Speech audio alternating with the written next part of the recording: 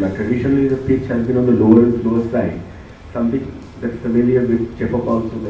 Does it help playing the second match after, so the spinners have done well in the first match? This kind of a track, which is not a high scoring track.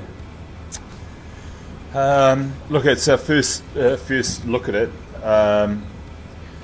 The last game was a difficult one for the batters, and the bowlers excelled. It's okay to have one of those every now and then. My first look is it's reasonably dry. So, given the fact that we use spinners as one of our tactics, that will be a consideration. But we're also pretty well balanced. If there is a little bit of assistance for the seam bowling as well, we've got bowlers that can exploit that. So, one of the great challenges of coming to a different part of India is to get conditions and team right. So we'll spend a lot of time this afternoon looking and then talking with MS tomorrow to be as accurate as we can with our tactics. We're pretty conservative once we think we have the right combination, but each time we move away from Chennai, we work very hard to make sure that combination's as right as what we think. Without this one. I'm Sachin from this Rishabh Pant played a great knock yesterday. Yeah. Is there any special plan, because he's a free swing batsman? So anything particularly plan, special plan for him to continue? Yeah, you have to respect so many players in this tournament. He is one, but there's also others in this team. So you got to be very careful that you don't over plan. But there are areas that you have to go to if a player is in full flight. And yesterday we saw one of the great young prospects of Indian cricket playing beautifully against some of the world's best bowlers. So it's difficult. But again, I stress, if you put too much emphasis on one player, then there's Shikhar Dhawan, there's Ingram, there's the captain all the way through. And that's what we've found. You really got to concentrate a lot on your players and the skills that they've got. It's fine to identify a weakness, but you've got to make sure it then marries up with the skill set that you've got. There's no point asking a player to bowl 150 kilometres Yorkers if they can't bowl 150 kilometres. So it's one thing finding a weakness, it's then whether you're able to exploit it.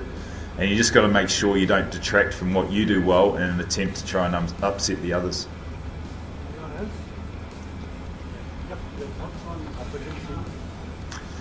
Well, my thoughts at the moment are very, very good. He was fantastic in the first game, and it just shows experience is very important. We place a high premium on experience at Chennai, and again it came to the fore. So there's a lot of left-handers in the Delhi side, which was a consideration we had when we played the last game against Bangalore, and that will be another discussion point. We've got other options. Mitch Satner. We're a little bit light in the fast bowling department with David Willey still in England, and of course losing Ngidi. So the other thing to stress is that we've made a big point of not just being an overseas team in an Indian side. It really is about the skill set that we've got. There was quite a bit made about only playing 3 overseas players in the last game, and I took that as a bit of a compliment that we were able to pick the best players we thought were available rather than having to stick to an overseas quota and an Indian quota. So I thought that was quite a positive for our side, and if so, we'll consider it again tomorrow.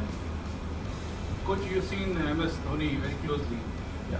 What do you think? How many years are we going to play? How many more? I don't know. I certainly was hoping he was going to get through to the World Cup, and he's going to do that absolutely as strong as he can be. So what he wants to do after that, I'm not sure. Certainly not a discussion that I've had, and most of the discussions have been around whether he's going to make it to the World Cup, and he answered that pretty emphatically this last 12 months, 6 months in particular. I don't know. I'd love for him to carry on with Chennai till the end of this cycle and then assess, but it's really a question for him and his motivations. He's playing well, he's leading well, and he seems to be enjoying himself. So there are 3 key factors that hopefully will keep him in the game for a long time. Ambati Raidu scored so many runs last season. This season, coming into the IPL, the form has been a bit patchy. And how, as a coach, you deal with a player? Probably he cannot get it out of his mind that his place is probably not secure going into this World Cup side. And he has a role to perform also. So as a coach, what do you say to such a player? Like, maybe he has lost a bit of confidence during the last 2-3 months. No, he hasn't. And he can get it out of his mind, and that's part of the coaching aspect that we like to apply to some of the players to free them up.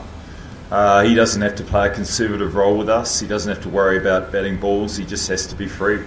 And I loved him running down the wicket the other day and hitting the fast bowler back over his head for 6. That's the freedom I want to see. That was certainly the player that we had last season, and all our words are encouraging him to be that way again.